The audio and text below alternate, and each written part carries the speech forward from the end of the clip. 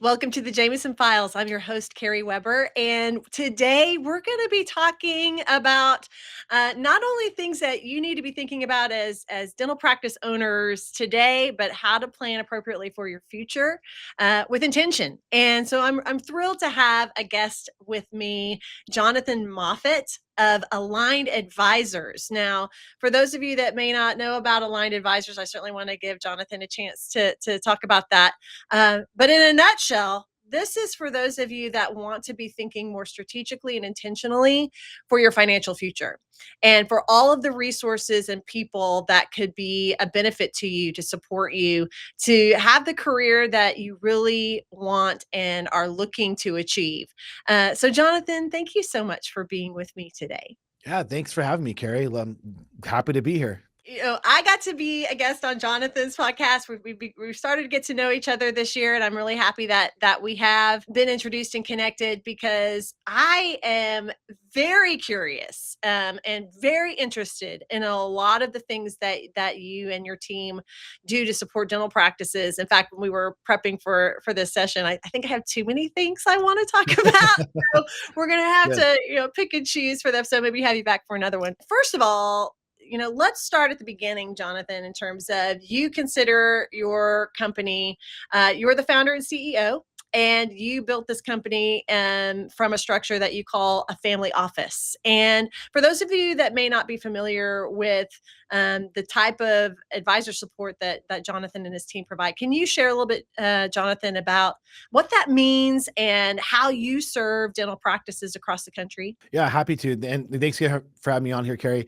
I think it's important too to kind of just, if we can, like, I think it's important to just kind of like even back up a little bit more, because a question that I always get, I'm sure you do too, is like, why do you work with dentists, right? And then on top of that, it's like, well, what do you do? Like, tell me what you do and Mhm. what's your why, right? I think that's like, Mm. for a lot of us, that's really interesting, right? It's an interesting piece of like, why do we do what we do? Why do we show up every day? Why do we wake up in the morning as visionaries and entrepreneurs and founders, right? Why do we Yeah. put ourselves through everything that we put ourselves through?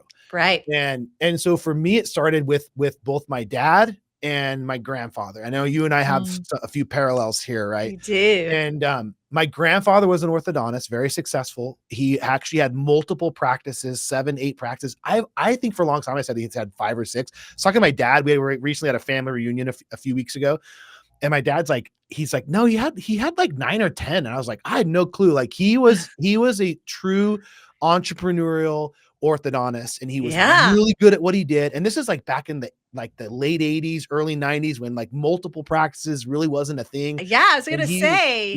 he was really one of the people out front of that, and super sharp guy. I wish I got to know him a little bit, but he passed away when I was I was probably 22, Mm, 23. So I really didn't, I knew him, but not as well as I would have liked to. I would have loved to have, had him around now to be like, Grandpa, what did, and just learn more about what he did, yes. because he was such a great practice runner and owner, and just really smart. But on the personal side, he made a lot of pretty devastating mistakes. Had to file bankruptcy twice, lost a lot of money, just making kind of emotional and just decisions and deciding on the fly. And ultimately, in Yeah.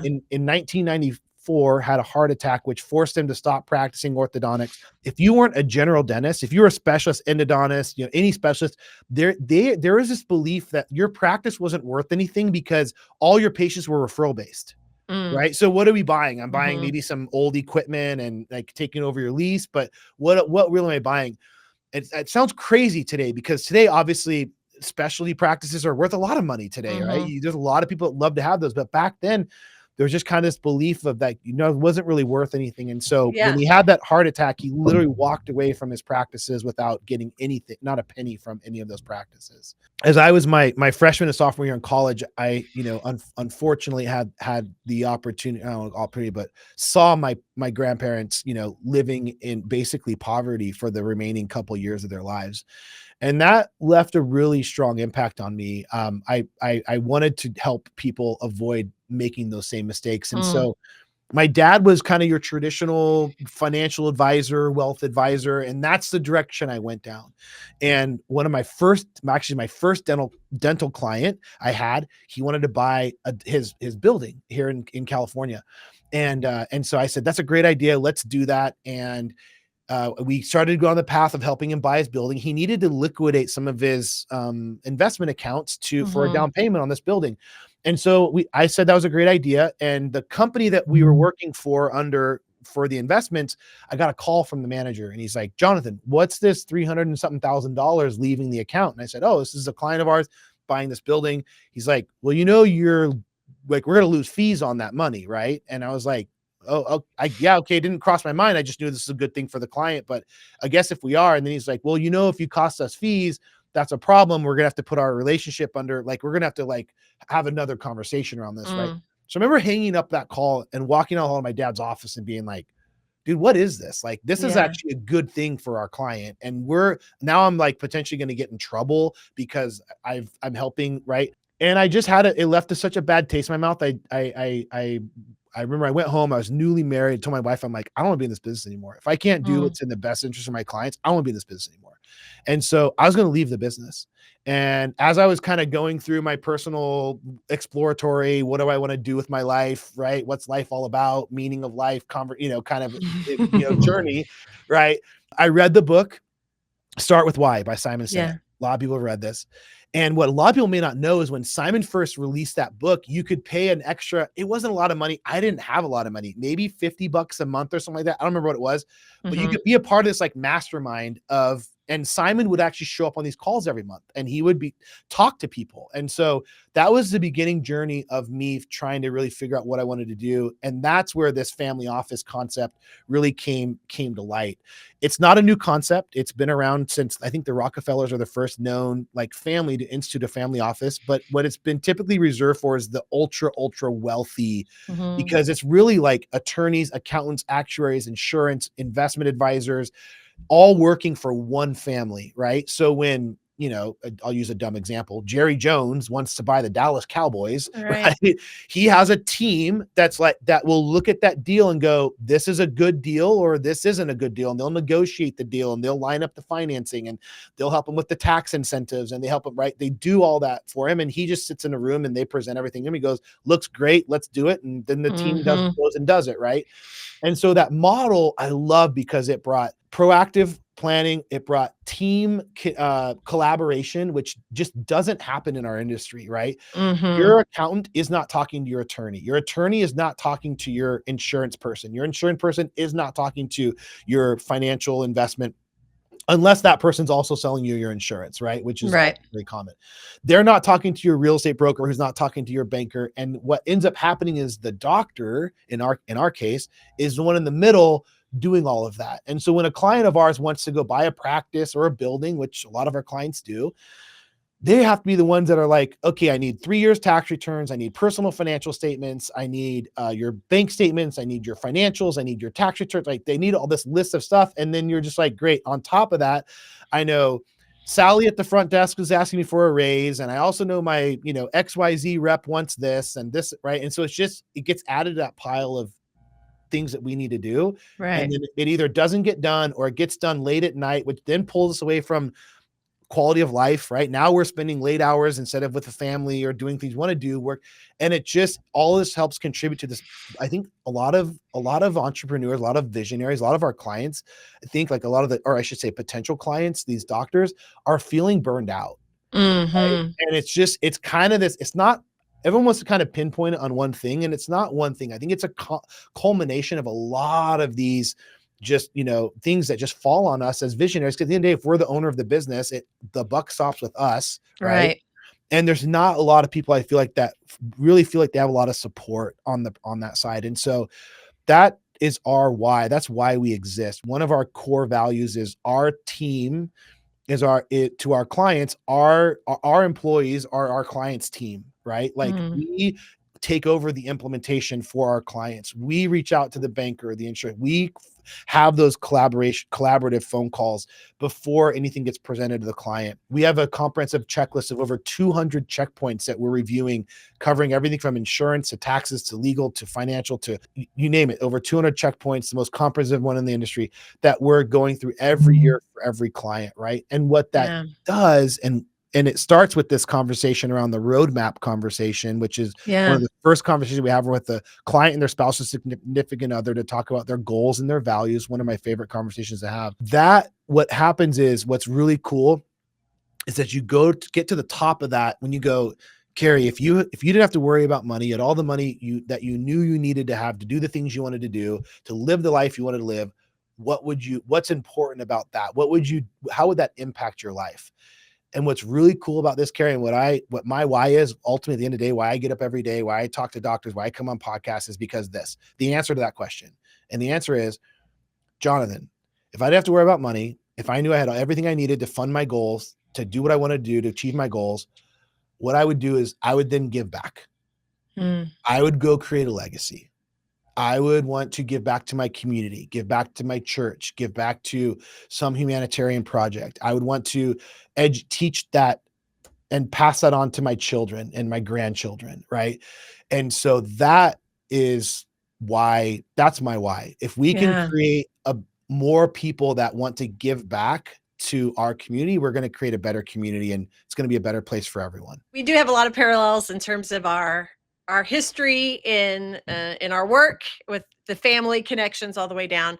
But also I really love this roadmap piece. Number one, talking about what you have done in this collaborative effort of resources and expertise that you bring to the table for your clients is so important, because I always tell doctors, there are people and companies and resources that you need to engage in that help you to grow and thrive and be successful in that way. And then there are some that you need to have that protect you. And make sure that you're doing things in the right way and keep you safe and protected along the way. And so many of those resources and people you bring to the table help with a little bit of both of those, right? And a lot of the things that I really perked up when we talked historically are the things that you do proactively for the sake of your clients, that more often than not, the stories are reactive in nature, kind of like your grandfather, Mhm. oh my gosh, the things that I didn't know to prepare for. The things, even my own father, who had to retire because of a disability. And fortunately, he had people in Yeah. place and resources to help him and he had to do it fairly quickly. The things that he had to do that so many people are blindsided by or not prepared for. And in that you help proactively plan for a healthy, happy life and future, no matter what may come to pass along the way. But you started with this roadmap, and I'm so glad that you brought that up, because this feels like a really big parallel as like what we do with clients in Jameson, because the only way we can make the right decisions and lay the correct groundwork in our businesses and our practices is if we know where we're really wanting to go and Mhm. and what's most important to us. Otherwise, we're making decisions based on the wrong things. And Right. so talk to me a little bit about this roadmap, how this came to be, and how this plays such a pivotal part in your journey with your clients and the decisions that you make with them and the things that you help them prepare for. Yeah. So, again, if you kind of take the traditional financial wealth management kind of like, anything personal finance model, Mhm. it's very focused around numbers and what's happened in the past. Right. So again, you sit down with your CPA, they're going to go, how was your year last year? Looks like you made more money. Hey, good news, bad news. Good news, you made more money. Bad news, you owe more taxes, right? Oh, and, Right. oh, and by the way, tomorrow's April 15th, and you got to write a check for $100,000 or All whatever, right. right? Yeah. And so I knew I didn't like that didn't ever have any interest with me. Even when I started, so I started my career working again, kind of more in the traditional model. I worked Mhm. for Adventist Health. So I worked for this Adventist Health hospital group of hospitals here in Southern California. And I would go in, I would meet with the nurses and the providers, and I would help them, and I'd sit down and it helped them plan for their future. Right. And I loved the personal side of it. Right. I loved learning, getting to know them, getting to know their stories. A lot of them were, had immigrated here from like the Philippines and were working here and for a better life. And right. Even a lot of those sweet nurses from the Philippines were like, Jonathan, if I just have this, which in comparison to what our clients want is like nothing. They're like, I want to go build schools in the Philippines. I want to go build churches in the Philippines. I want to go. And that really resonated with me because Mhm. I think at the end of the day, for most of us, the reason you go into business in the first place, I would almost guarantee, Carrie, if you and I were standing on the stage in front of all of our clients and go, why did you become a dentist? Yeah. Almost everyone is going to go, I became a dentist because I wanted to help people. Now that Mhm. reason of what or why they want to help people is going to be different for everyone, which that to me is the fun part of getting to have that conversation is let's figure, like, I want to talk about your why. A lot of people have goals. We kind of have these goals in our head. Oh, I'd like to do this or like to do that. But the roadmap, we get specific. What's a tangible goal you have that requires money and planning to achieve? That's the question you Yeah. ask, right?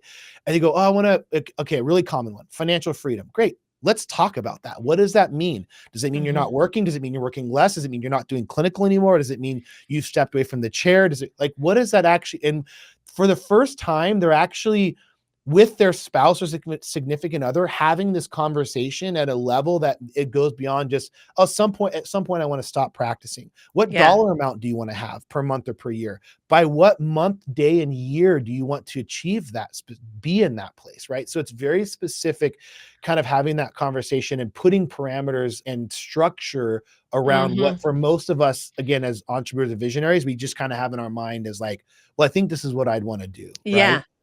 I love it because, I mean, this speaks to me because I cannot tell you how many times I talk to doctors and they are putting the cart before the horse all the time. They're comparing and looking at other people, other practices, should I do this? Should I do that? And they're looking at other people's version of success and trying to find themselves in that. Yeah, it's a big And one. so many times I have to say, let's pump the brakes here because before I'm going to give you any guidance on, option A versus option B and how to do that, I need to know what it is you really want. What do you want? Not what Dr. Moffat down the street's doing, not what all of these doctors in this organization say to do.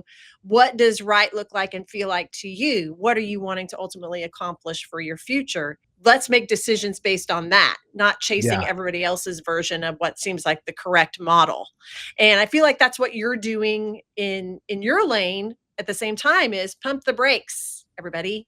Let's talk about what that means to you because your financial freedom question and example is such a perfect one right. Well, because and it financial means freedom means means something something so different to different. everybody. Yes, Yes. 100%. I guarantee you, if you and I said what our definition of financial freedom is, it's gonna be different, right? Yes. It's gonna be the same kind of general idea, but there's gonna be the timing that like is gonna be very different. And what's interesting is, retirement kind of a lot of people don't. Again, I do a lot of these conversations, of these roadmap conversations. I don't remember the last time someone said retirement. Retirement, I feel like is kind of maybe like our parents, our Mm, grandparents retired, right? Most of us as visionaries, we've got this that we have a really hard time shutting off, right? Like where our brain's always racing, we're always thinking, we're always, especially when it comes to the business. And there's all this research now that says if you don't have anything, if you stop working, if you're a dentist or a business owner and your whole life is your business and you stop working and then you have nothing, your lifespan is significantly mhm, shorter than you mhm, if you can do something right. And again, I'll just use both of my grandparents as this example. My one grandfather had a heart attack. It wasn't a major heart attack, but it was a heart attack. It was enough to where he had to stop practicing. He had mhm, nothing after that. His life was his practice. He lived another, I think 4 or 5, maybe 6 years. I can't remember exactly. I think heart attack was in 94. I think he passed away in 2003 or four, I think. mm, So, pretty short period of time after that. Versus my mom's dad, also a doctor, by the way, totally the opposite, had a team, had planning, only invested in things he understood, bought land, very successful, has left a massive legacy, 97 years old, still alive. I go back and see him every couple months. We play dominoes, we watch football, right? Like very active, lives on his own, on his ranch, right? But it's Mhm. because when he retired, also 1996 or 97, went on a church service mission as a medical doctor in the Philippines for a year and a half with my grandmother. Like his life had purpose after, Yes. right? Came back and got involved in ranching, which was just that was always his passion to begin with. And so that's part of that. That has to be a part of that conversation as you look past, like, okay, you don't want to practice dentistry, you can't practice dentistry forever, but what do you enjoy doing? Are there aspects of dentistry that Yes. you enjoy that you could be passionate about that maybe you could do? I get that dentistry is a very physically demanding profession. If you're a lot of neck, back, hand injuries, right? Joint injuries. Okay, but maybe you enjoy mentoring, training, maybe you enjoy the business aspect. So there are things you can enjoy now if you start to design what that future and that planning around those concepts. Now again, it just kind of creates that longevity of being able to go beyond what maybe we thought. And I love what you said about, kind of like the traditional conversation, because for a lot of financial professionals, the conversation that revolves around things that really are out of our control. What did the market Mm. do? What are interest rates going to do? What is it? And it's like we don't have control over that. But what we Mhm. do have control over is our practice, how we show up every day. What are we going to, how are we going to be proactive to be able to have that appropriate planning? And I'm sure you and I would agree here. And I'm not trying to set you up if you don't agree. Say I don't agree. But in my opinion, and I think you share this opinion, the doctor's best investment, their best asset that they have is their practice. Yeah. And so if they're not working with a team that's aligned, right? Yeah. Jameson and aligned, like in going, hey, your best investment is back into your practice. If you need to improve systems and processes, if you need to give Carrie and her team a call, because that's where you need to be investing. Mhm. I truly believe at my core, if the doctor comes to me and goes, I have $50,000, where should I invest it? And if their practice isn't optimized and profitable, Mm. 100% of the time, I'm going to say, you need to invest it back in your practice, because Yeah. that's going to be your best asset that you should be investing. And again, you're not going to generally get that advice from other financial professionals, because there's no monetary benefit to them by saying invest it back into your practice. In fact, a lot of times they're losing money on that, right? On that. Mhm. Mhm. There's another piece I want to just circle back around on the roadmap, which Yeah. is there's the goals part, which is really good and power and important to go in deep and get specific. But the conversation we had before that is actually one of my favorite conversations. It's called the values conversation. Mhm. And the reason we started having this conversation is because when you look at how are people that are successful at setting goals and achieving those goals, what's the pattern that they follow? And there's a very specific pattern of people that are high achievers that set goals and consistently achieve those goals and even outperform those goals. And Mhm. one of them is they attach meaning, deep meaning and significance to those goals. And the values staircase is that conversation. It's the conversation around what's important about money, about your business, about success, to you at the core, what's important. And Roy Disney, Walt's brother, has a saying that I love. And he says, because when your values are clear to you, decision making becomes easier. Yes. And so when we have that clarity around values, when we're faced with a decision around, do I want to do this or this? We go, well, my values, what's important to me is this. So that's going to help me pull, right? So the example I always give is, if one of your core values is spending time with family, giving back to community, having more time to invest in others, if you have a goal that's going to pull you away from that, there's probably a probability you're not going to achieve that goal, because every time you go down the path of wanting to try and work on that goal, you're going to feel a pull and a tug on the opposite direction, because it contradicts a core value that you have. Right. And so one of the benefits of the roadmap conversation is they get to see, and we get to have a conversation around, are your values aligned with your goals? And if they Yeah. are, you're going to have a much higher probability of achieving those goals. We talk about values too, Jonathan. Shocker. And we talk about how important it is to tie those with your team. Mhm. And to have, not only do they need to have their advisors and all of those resources aligned to them, but they need to have that team in the dental practice aligned. And I just let you talk about goals, you talk about strategic planning, you talk about values, you talk, all of those pieces that talk about the why behind the what. And all of that is so important, and taking it to your entity, which is that personal, the personal piece of our careers, but also all of that also goes over into the team. So as you just said, Right. the most valuable thing they have is their practice, and the people within the practice are going to help them determine just how valuable that practice can be. And so when you are clear about where you're going, what you want, what's most important, what those values are, why you do what you do, it's important that you also communicate that to the team, and that the decisions we make, the people I hire, the people I keep, the reason we train, the reason we do Yeah. things that we do, the things we invest in into this practice, all need to support that why and those values and the where we're going and what we do. And this is just such a great example of, I think it's a piece that a lot of doctors and dental practice owners ignore because we think we can fix everything with our clinical skills. Yeah. We pour all of our time and study into the clinical CE and development, and what they fail to realize is they're considering what are really optimal business strategy and business acumen to be soft skills, and they're not. I mean, this is it. Like, you're helping them. I mean, you literally call it a roadmap. Build the map of how to get yourself from where you are now to where you ultimately want to be. And if you don't know that, you're just throwing darts on the wall, like hoping Yeah. this works. I don't know. I mean, Yeah. your guess is as good as mine. But when you think of it from the kind of structure that you create, that creates an entirely new experience of, like, let's focus on the important pieces, so that we're not just going day after day working on putting out fires, basically, Yeah. until you wake up one day and you never had a plan, and now your life's upended for one reason or another. But having something like you, someone like you, creating this plan with them and then supporting them with the resources and the people necessary. Wow. Well, yeah, Incredible. and we'll come back to that, but I want to tie something, because I think you're bringing up a really, really important, and I mean, you're in the space all day, so you see it, but it's something that gets overlooked all the time, and that is, culture. And so I would say, like, the two of, like, the hottest topics that have been in our industry since COVID are, how do I attract and retain good team members, right? Yep. This is like everyone wants to talk, all the conferences you go to, this is what they want to talk about, right? Hmm. Well, if you want to know, Carrie just gave you the answer.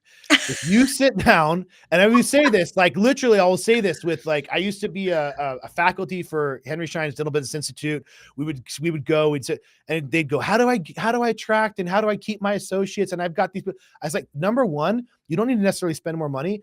Take a few minutes, sit down with them and go, what are your goals? What are your professional goals? Where do you want to be in 3 years or 5 years? What are some of your personal goals? What are Yep. some, right? For some of you, probably a lot of you don't know, I used to own 8 practices, right? So don't own them anymore. I used to own 8 practices. We built it from 1 to 8. And I remember having this conversation. I would take my doctors out and to, like, lunch every month, and I'd go, where do you want to be? What are your goals? What do you want to, right? And how can we help you get there? And what's important about that? I remember we had who ended up being our regional manager. She was just our office manager in one of our offices. I said, what are your goals? She's like, Jonathan, my mom immigrated here from Mexico. No one in my family has ever made more than, $60,000 a year. I want to be the first person in my family to make 6 figures. Yeah. And I was like, done. When do you want to do that? In 3 years? Done. Wrote it down, wrote it out. Carrie, she hit that goal, I think, in less than 3 years. I'll never forget, ever. It's literally burned in my mind, pulling up to the practice, seeing her brand new red Mercedes-Benz with the license plate that said dental on the back, sitting Love it. in one of the offices. And it seriously put the biggest smile on my face, because I was like, she did it. And she's gone on to way exceed those goals now. Super successful, right? And so I think it's so easy as visionaries for us to, and the founders, to get lost in the day-to-day and to Hmm. lose that sight of, why did we do this in the first place? It was to create positive impact and give back to these people that are in our lives, whether that's our patients, whether that's our team members. But because the minute we walk through that front door, and again, I've been there. I've literally sat in the parking lot outside of one of my dental practices being like, oh, I don't want to go in there. I know if Mhm. I'm going to go in there, I'm going to get hit with all these questions and there's going to be these problems. And I know these two people were fighting earlier and this person wants a raise and this person. And I literally remember sitting there and be like mustering up the courage to be like, all right, I'm going to go in there and put my bulletproof vest on and I'm going to go in there and take it. Yeah. Right. But you can also change that. And Yeah. one of the best ways to change that is just sit down with each of those people, those team members that you want to attract or retain and be like, we're talking about some of your goals, right? Mhm. We have people here in our organization. If you walked into their offices, you'd see a vision board up on their wall of what they want to Mhm. accomplish professionally, personally, and we talk about that. We have those conversations, and how can we help you get there? And let's build that. And I remember those things. I have team members that I go, "How did you remember that?" We had that conversation over dinner a year ago, and I'm like, because it's important to me as the founder. I Yeah. want you to improve your personal. I want you to improve your life. I want you to achieve your goals. Like that's important to me and I care about that. And so I bring it up consistently with them, right? So I think you have that opportunity. We all have that opportunity as founders and again and as the visionaries of our businesses to really make that a priority and have those conversations with our people. And I can tell you those conversations are going to go a lot farther than, hey, we hit our goals, everyone gets an extra $50 this month. Yeah. What do you call it? The values steps? Staircase. Value staircase. Yeah. Values staircase. Yeah. I think it's so it's such a visual. I mean, just thinking about it, I mean, I can see it in my in my mind. We're dancing around the same message really is because if you don't know where you're wanting to take things, if you don't know what's most important, if you've never truly clearly put that down on paper, and if you couldn't sit here, if you were another screen next to Jonathan and I, and we asked you that, if you couldn't tell us right then what those things are, that's where you need to start because every decision, and I'm living proof of this as a business owner that bought an existing business that had its own, lifespan before me at the helm. Those pieces, as you said, like those are the deciding factors of where you're going to take things, what you need to do, what you're going to say yes to, what you're going to say no to, what you're going to change, what you're going to keep. And that has to be where it starts because if you don't know, how is your team supposed to know? Right. And if you don't know what's most important, how do you know you're even building for your future in a way that's right for you? You don't. So you're just simply in your firefighter gear going out or your bulletproof vest, Jonathan, going out every day, just hoping for the Right. best, and hope is not a strategy. So Right. I just love it. There's so much that we are parallel on, as you say, that's very in sync. I know that this is a starting point. That roadmap piece is a starting point for everything that you do at Aligned Advisors. So is that what people need to do to start to reach out with you? Tell me how they learn Yeah. more about Aligned Advisors and what that step looks like. Yeah. So again, I'm no different than, you and many of our clients, right? Like I kind of shared a little bit about our why. My purpose, at the core is number one, I want to avoid watching my grandparents go through what they went through. I was like, I'm on a mission to help as many people avoid that as possible. Mhm. Then the next kind of like to take that even deeper was once we started having these roadmap conversations, I started noticing a pattern, which was once people get to a point where they know that their stuff they're all taken care of, then they want to give back. Oh, what a cool experience. We get to Mhm. help more people give back, right? So the first step is that roadmap conversation. It's complimentary. There's no fee for it, there's no obligation. It's 60 minutes. It's you and your spouse or significant other. You don't even need to have anything prepared. You show up on a Zoom, literally just like this. I share my screen. We go through the conversation. I ask you some questions. You're going to know the answers to all of them. At the end of it, we go, here's your roadmap.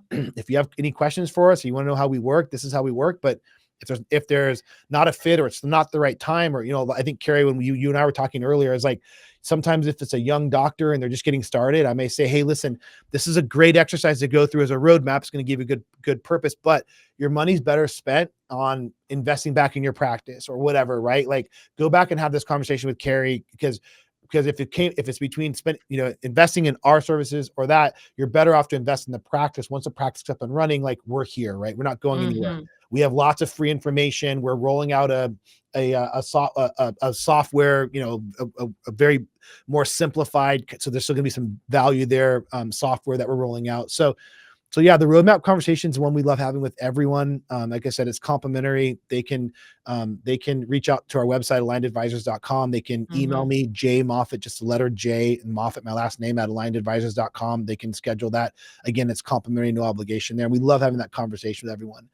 I think something else you had talked about, and I'll just, you know, kind of just want to bring back circle, was with when, again, it kind of goes to the overwhelm of, and why I think a lot of us as visionaries, a lot of our doctors feel surprised. You talk about proactive planning and like getting out ahead of it, right? And no one wants that call saying, hey, you owe this much money in taxes, or, you know, hey, I'm thinking about selling my practice next year. What should I do? Or next month, or I just sold my practice. I was talking to someone on my podcast actually a couple of days ago, and afterwards we were talking. They just had this huge sale of their business, and he's like, I wish I would have known to talk to you before I sold, because he's like, I just wrote this massive amount of money in taxes and there wasn't any proactive planning. And right. So there's so much to be, as you know, on the proactive side, where if you're organized, if you have all of your moving parts and pieces simplified and organized,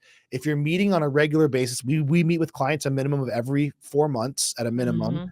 And those conversations are always happening about the future, right? Tax projections instead of this is what you owe, right? Lots of proactive comments. When do you want to, if you start planning your retirement, like I want to sell my practice in 5 years, as opposed to in a year, there's a lot more you can do. Cause again, it goes back to how I think we work hand in hand. It's like, well, if you increase your revenue, increase your EBITDA, call Carrie, have them put these in place, increase your revenue, increase your EBITDA, your practice is going to be worth more. Right. Right. And so it's that proactive planning that I think really, it's something we all kind of, it's like something we just say, but actually do it. And it's not that hard. It's just working with a team of people that work as a team that actually have it built into their process of being proactive, of looking at those solutions, alternatives, to maybe like, well, I'm so close to retirement, I don't think I can afford to retire. Well, again, find out if you can, or what does that look like before you kind of draw those conclusions or make that assumption. Yeah. I love it. When's the best time to start? Now's good. Yeah. It's never too late to get on track and start to be proactive in your practice, with your team, and in your life. And so I love what you and the Aligned Advisors teams bringing to the table, Jonathan. And thank you for spending time with me to talk about some of that. And so for all of you in the Jameson Files community, if you are interested in what Aligned Advisors could do for you, or what that even means, that roadmap experience, it's complimentary. My gosh, I think that would be such a valuable use of your time to spend that with Jonathan and his team to get some clarity around where you want to take things for your future. And so I go find them on alignedadvisors.com. And Jonathan, you're the best. Thank you so much for being with me today. I appreciate you. I appreciate you. Thanks for having me on. Thanks, everyone. It's my pleasure. And thanks to all of you for joining us for another episode. Be well, and we'll see you next time. All right. Bye.